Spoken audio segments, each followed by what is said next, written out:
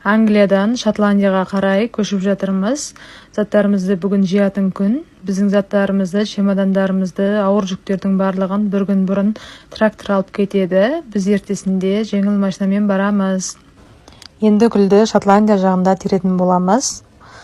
Өйткені Шотландия Англияға қарағанда кейінірек ауа райы жүреді.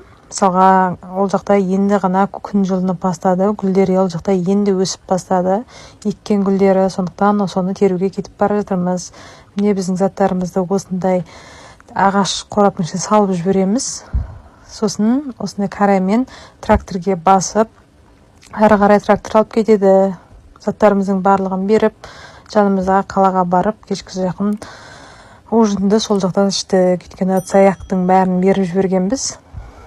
Ужиндарымызды ішіп алып, караванға келіп, ұйықтап, таңертең сағат таңғы 5:30-да бұйыртса жолға шығамыз.